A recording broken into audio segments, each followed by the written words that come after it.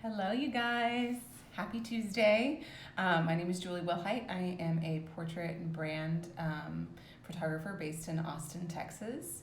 And yeah, I go live every Tuesday. Right now it's 1 p.m. Central Standard Time in order to chat about different things that are happening in my business. What's brewing behind the scenes, talking about what's happening behind my business, what I'm thinking about, what I'm learning about, and just helping other photographers learn in the process and just basically have fun, right? Right. Hi, Brooke. So today I'm really excited. I'm going to talk about the client experience and how we take care of our clients and how important our clients are, and why should we even care about the client experience. Do you guys know what I'm talking about? Are you really intentional about how you treat your clients and what your clients' journey is? Is it something that kind of ebbs and flows or just happens, or is it something that you've really mapped out and really intentionally kind of written down and made sure to maximize each of the different points and create kind of a consistent journey that each of your clients go on? So we're going to chat about that. But first, I'm going to make my coffee, right? So I started this and I was kind of like, well, what do I love more than anything? And really what I love more than anything is coffee. I'm Italian. My mom's side of the family is Italian, and I kind of grew up playing with coffee. I can remember playing, not playing tea, but literally having a coffee pot that I would play and put a ton of milk in those things. And so it's kind of carried into my life how much I care about having a really, really good cup of coffee. It used to only be one cup of coffee, but now I actually wake up pretty early and wake up with, I try to wake up actually before my children wake up. So I've already finished my first cup of coffee by 7:30, which is just not enough. So I am really pumped. Do you guys love coffee as much as I do? I'm really pumped today to just kind of, have another cup of coffee. I've only had one today. It's just not enough. It's never enough. So how do you guys make your coffee? Who has a drip coffee machine? Who does a Keurig? So I used to have a Keurig. So what happened was my husband does not drink coffee. It's only me that drinks coffee in the house. And I was like, I want one really good cup of coffee. And for a long time I did a Keurig. And it was just not good enough. So I decided that since I was only making one cup, which obviously now I'm doing it twice, I wanted it to be a really good one. So now I do a pour over. I have all the things that go along with that. My kettle just went off, so I'm gonna go grab my hot water.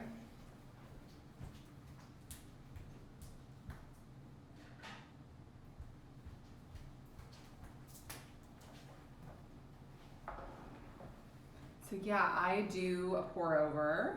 So I have a 1-cupper. I have a Chemex too, but my 1-cupper is really good for most days when it's just me.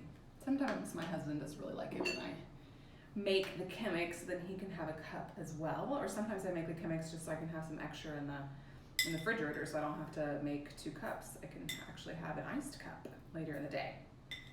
So yeah, I'm gonna do 29 grams. I usually do somewhere between 26 and 29 grams, depending on how strong I want it.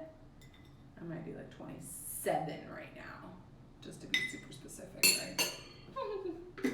But I did learn in the beginning I didn't use a scale. It was oh, my cups of coffee were all over the place. One time they were really good, and one time they were not strong enough, and ain't nobody got time for weak coffee. So I decided to start measuring it so that I could make sure that I had a good cup every time, right? So yeah, I just put a little bit of hot water in the very beginning to really let the grounds, whatever they're called, blossom. So hoity-toity, but And usually my first cup of coffee when I was making it at 10 a.m. was more like my morning cup of coffee. And I would put butter in it, MCT oil, and all these fancy things in it. But for my afternoon cups, I really like it to keep it simple. So I'm actually just gonna use my creamer and some cinnamon, and that's it. I was laughing really hard. My friend Jorge and Brian, I totally got them hooked on putting butter in their coffee and a little bit of maple syrup. I think he might just do butter. So he has to have, if you're gonna use butter, you really have to have a little spinner to make sure it actually immerses in the coffee. And so he was at a Starbucks, I think, at an airport, and adding butter in his coffee, and then And this little boy like looks over and is talking to his dad, and he's like, "Daddy, what is he doing?" And the dad said, "He's being fancy."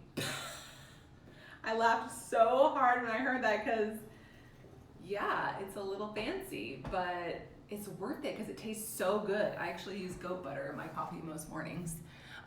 So, yeah, whatever makes you happy.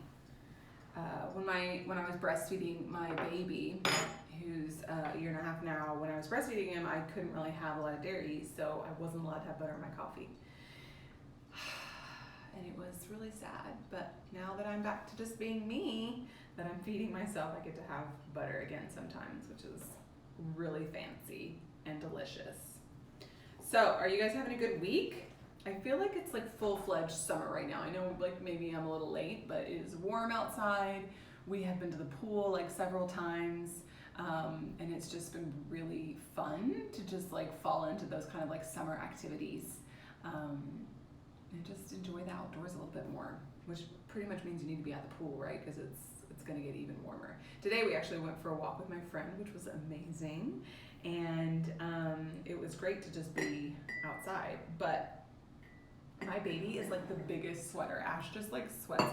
So he was pretty much looked like he had been at the pool by the time we were done. I'm like, why? He used to sweat all the time. When I would swaddle him as a baby, he would sweat. And I tried the fan on high right now to cool him down.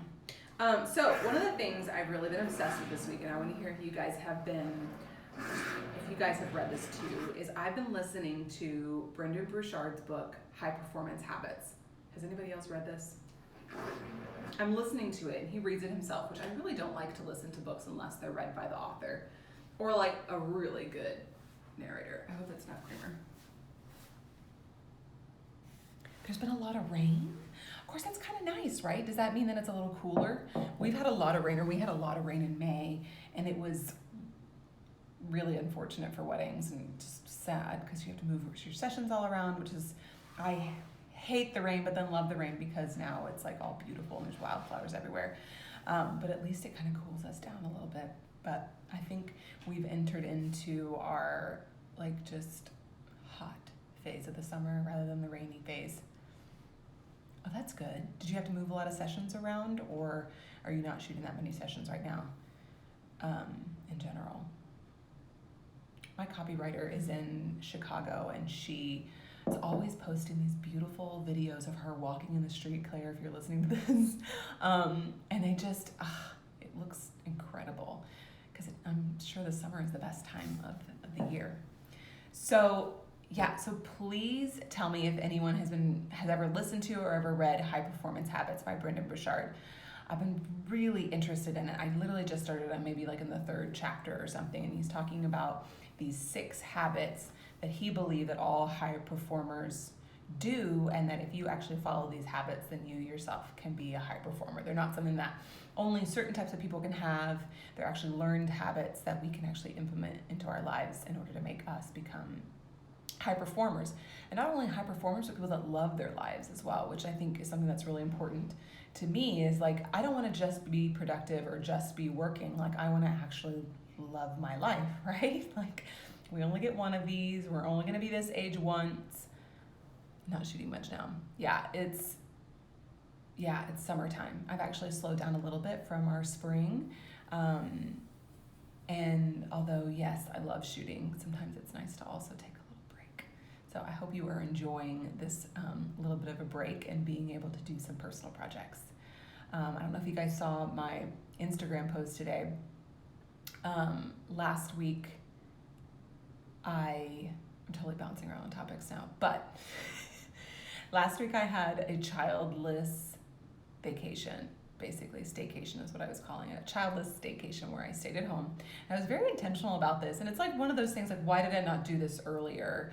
I actually asked my parents, my oldest was going to be out of preschool. And I said, like, hey, like, can I bring the kids to, would you be able to watch the kids for a few days for me to really be able to hone in and get some work done? Because as a mom, or even as a house owner, or furry child owner, having these responsibilities and being in this environment sometimes can be really distracting to have these responsibilities. And with kids especially, you just don't know how long they're going to nap. Are they going to feel okay today? My baby's home with me right now, and it's just really hard to plan out your days and be as highly productive as I would like to be. So I asked my parents if they would take care of the kids, and they did, which was amazing. I got both parents involved. Gaga also was involved, and she was amazing and took the kids for a day as well. And one of the things that I was able to do on that week was I chose a personal project to shoot. I don't want to talk too much about what I shot and what it was for, but more about that later. But because it is going to be something for my business, but it was still I literally was I would like to shoot that. And so I rented a new camera. I rented a Contax 645, just because I've always wanted to play around with that as well. And had one of my friends talk me through a couple things. How do I do this? Where do I hold the meter? And just watch some tutorials online. Shout out to Darcy Benicosa, because I also watched her how to load film in a camera. She by far had the best how-to video, so I can see why her YouTube is so popular. She said some things that nobody else was saying on their videos, and they were just well done, and answered all of my questions. So that was really fun. So it was really fun to just do something just for me, and to do something outside of shooting weddings. We get into this grind where we get really good and have these, or keep practicing these certain things that we want to work on for our own photography and weddings where we get paid money, but it's still a job. And sometimes in order to be truly creative and truly thinking outside the box, we have to fill other needs of ourselves. And whether it's to take my camera out for the whole day and shoot my family, or it's to go shoot something completely different and rent a camera that I've never used, it was awesome. Thank you. I'm really excited to share it. It was really fun. So let's hope my film comes out, because I'll be really sad if it doesn't. I did wear 2 cameras, and I had some digital backups of what I took, but I had more fun with the film just because it was something new, right? So I highly suggest, if you guys haven't done a personal project in a while, just try it out. Think of the craziest thing that you could photograph, and something that just sounds fun to you, and just do it. I used to love street photography too when I traveled a lot, and I would just get a cup of coffee in the morning and walk out of my Airbnb or wherever I was and just shoot all morning as the hustle and bustle of everyone going to work. So that was a lot of fun too, just doing something different. But yeah, that was a really big breakthrough and something fun that I was able to do last week. And then I actually came back to my house and was working on a project that I had been really struggling on the day before, and all of a sudden I kind of sat down and just, it flowed more easily. And I'm not sure, it was almost like, did I just give myself the space and time to not put so much pressure on myself, or did I just do something different, and it sparked some creativity in that field as well, and the field that I was trying to work so hard to manhandle and make happen. So that was really fun. So yeah, I recommend, if you guys haven't done a personal project lately, get to it. So what else was I talking about? Oh, Brendan Burchard's book. So yeah, he has this 6 high performance habits that are able to be implemented and used strategically in order to increase your own productivity and enjoyment of life. Brooke, I want to hear more about this. What do you want to shoot? I think that it won't be taken well. I think that sometimes you can shoot things just for yourself, literally just for yourself. Nobody really even has to see it, right? Nobody has to understand it. Nobody has to like it.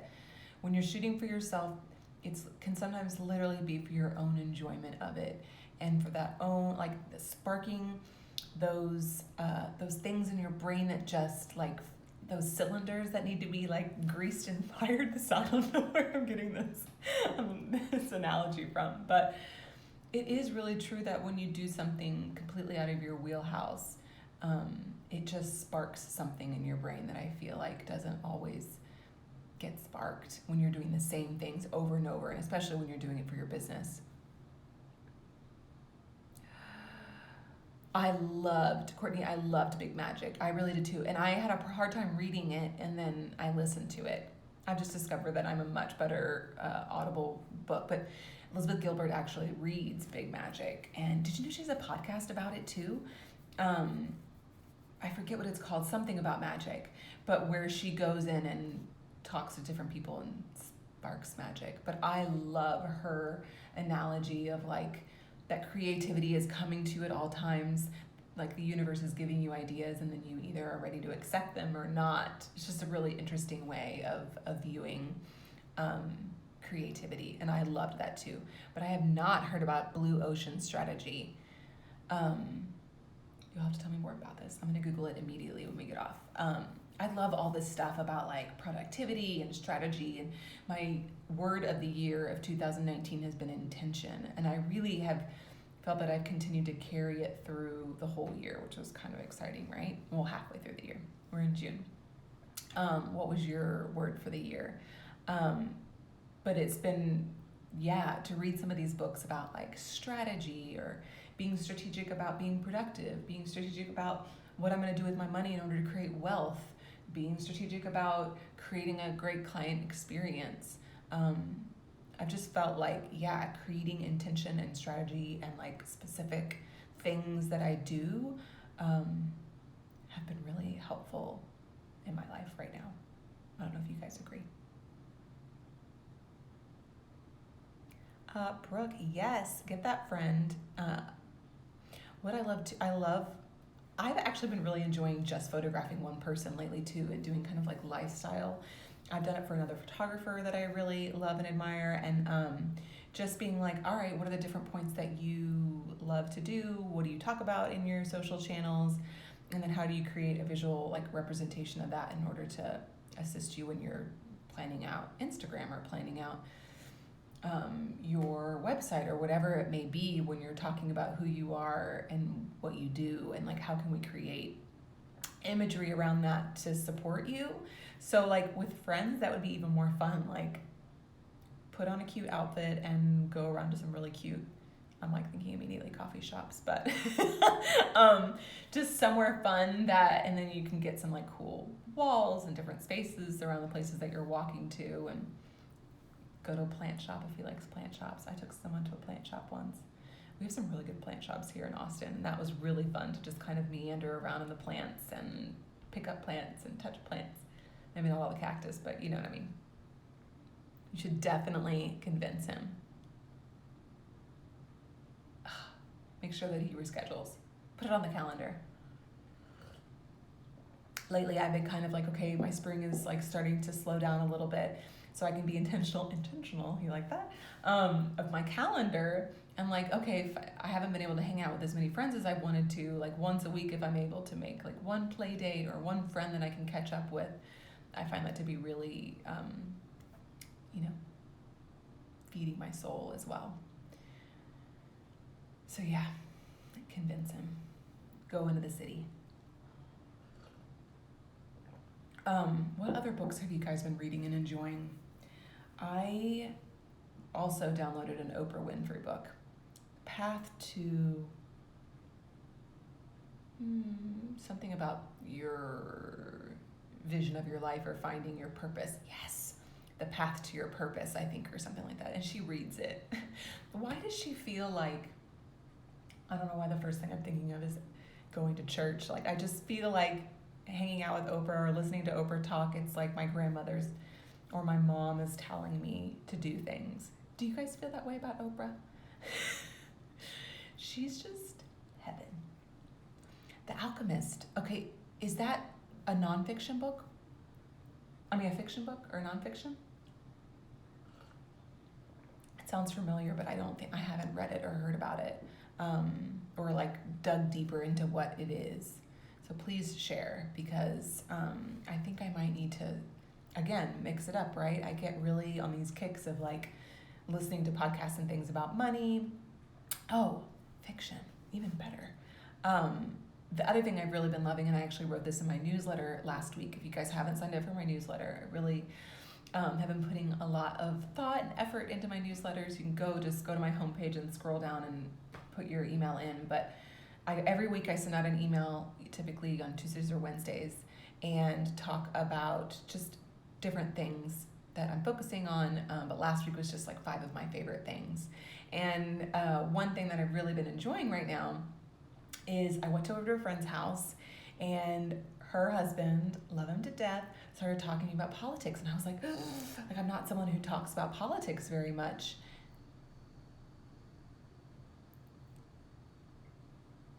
It is The War of Art. I have it in my possession on my nightstand, and I still haven't read it. And Jenna said it was so good. My business coach actually gave it to me, so I need to read it. You're like, I'm planting that in my seed again. Okay, I'm gonna write that down. Okay, I don't even know. I totally got distracted. You guys know I do this. One of my favorite things. So he was talking about politics, and I'm a person that doesn't talk about politics very much. Like, I have very, beliefs that I hold dear to me, that I have formed and thought about, and there are different, political things that I believe, but I'm not a person that like talks outright about it.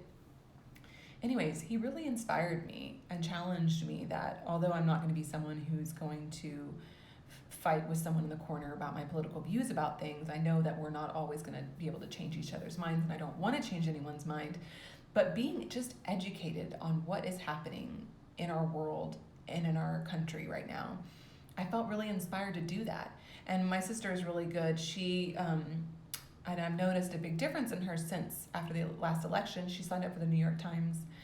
And the reason why is because you get these daily emails. It's like the daily briefing or whatever. You get one actually in the morning and the evening. The morning one is the one I really concentrate on.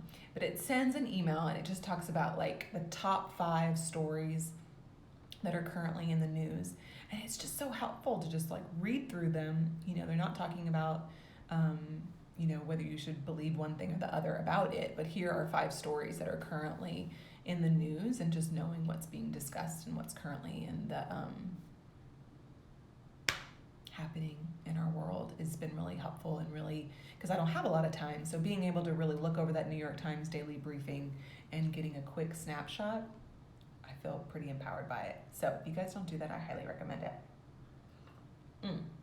Or if you're wanting to do something like that. They also have really good music recommendations. They do book recommendations. And yeah, I learned about Tay-Tay's new song yesterday, Taylor Swift. I know you guys are gonna be like, jump off this live. She's talking about Taylor Swift, but really one of her new songs is really good. Okay, so today I wanted to officially chat about client experience and why it's important. So I've actually created a new freebie. It's called the Top 5 Tips for How to Wow Your Clients. And as I've been kind of writing some of the verbiage around like talking about this freebie, I've kind of been challenged as to why is it important for us to wow our clients or to take care of our clients. And what I really thought of is that, I'm constantly thinking about, who are my channels of referrals that come to me? Like, how do new clients hear about me and find out about me and choose me to work with? And one of the ways is obviously through the clients that you currently have. I mean, not only do we just want to take care of our current clients, right? My clients that I always think about the fact that we've probably got hundreds of wedding photographers. That might be an exaggeration. Hundreds of wedding photographers that are either here in Austin or that are willing to come to Austin to shoot weddings here. And when someone chooses me as their wedding photographer, I feel deeply grateful for that. And that is always my first and foremost reason for wanting to take care of my clients. I want them to feel love. I want them to know how grateful that I am for them. And I want them to have not just great images, but also a great experience with me as their wedding photographer. Because as a wedding, as a person, as a bride, as a couple, this is a really new and emotional journey that they're going on. And I want to make sure that I, as their wedding photographer, honor that and help them to have more fun, right? So it's not that person, that annoying person on the day of the wedding that's following me around taking my pictures, but is a photographer that is their friend that they know is doing everything possible to take care of them. So that first and foremost is always why I choose to take care of my clients, to make sure that I'm really maximizing their experience with me. But the great thing about that is that that leads to so much for my business. So many of my current clients or clients that reach out to me have heard from me about me through past clients, or have seen images that they did, right? Amen. That it's really one of those things, it's almost little to no cost to us, or pennies on the dollar for the return on investment, and how important it is that once we maximize the people that are actually already in our circle, that are already using our services, that already believe in us and chose us, to just make sure that they're getting an excellent, exceptional experience with me, then they're going to turn around and refer their friends. Then they're going to show their images because they love them so much and have an emotional tie to those images and had a good experience while they were taking those images. They share it with everyone, and then it's like, boom. You know what I'm saying? It's like, it's just good business. I'm going to use all the sounds, right? And so, we really think sometimes we can get tired of all the marketing that we have to do, and oh, I'm going to do this bridal show, or oh, I'm going to advertise in this magazine, or oh, I'm going to do this. But really, one of the most powerful things that you could do is take care of the people that have already trusted you with their day, and then that is going to come back to you tenfold. And another thing that's really amazing about that is not only if you take care of your good clients, or all of your clients, in an exceptional way, the vendors that are part of that wedding, the coordinators, the people that you really work closely with in order to make sure that you're creating an exceptional experience for your clients, they too turn around and refer you. So I don't want anyone to think, they're like, oh, yeah, why do I want to create an exceptional experience for my clients? Like, why is that even important? Not only is it important just because we're human beings that have a business that's based on a very emotional time, and we want to take care of those people, but it is going to affect your bottom line. It is going to make or break you. It is going to make you money, or it is going to take money out of your pocket. So, yeah. I obviously feel very passionate about it. And I was always someone that I always was wanting to create a great experience for my clients, and I thought I was doing a pretty good job until just even recently in the last year or two, I was kind of like, all right, like I do make my, I take great pride in in taking care of my clients, but like, how can I take it to the next level? How can I be even more intentional about it? So I did this whole audit kind of my client experience and wrote down the different touch points, and then wrote down the things that I thought that I could improve on and things that were easy to implement. So, wanting to create a thank you gift for my client has always been really important to me. And I used to do these packages. I would put them all together, and they had a beautiful book that I loved about love poems. And it was really sweet. But when I would get busy, what would fall off? What would I not follow through on? It was creating those thank you gifts. So recently, I found, some great companies that help put together and curate beautiful gifts. So I've really added that into my workflow, and it takes me, not that long in order to click and order, and, just making sure that I'm thanking a client with a handwritten note and a gift right after they hire me, I think is just such an important act of gratitude. And again, just taken that experience up to the next level. So that's one of the points that I talk about in my freebie guide that I just created. And if you guys will see on my newsletter, if you guys aren't signed up, again, go to my website, scroll down, you can sign up for my newsletter, and I'm going to send out this freebie. Or I can actually link it. I'll link it in my stories today, talking about the freebie if you guys want to just go and download it. And I want to hear your thoughts and what you've really thought about with how are you taking care of your clients and what you have found that works really well, right? I'm always growing and changing, and always wanting to think even more about how I can just take care of my clients, and then also create a thriving business that will continue to feed my family, right? Oh my gosh, you guys are the best. Thank you so much for joining me today. Yes, and I can't wait to hear your thoughts about the freebie, how to take care of our clients. And if you're not listening to High Performance Habits by Brendon Burchard, we have to talk about this. I'll probably be talking about it in the next few lives because I'll probably still be listening to it. Anyways, you guys have a beautiful day. Let's get outside and take a walk and enjoy. Talk to you soon. Talk to you next week.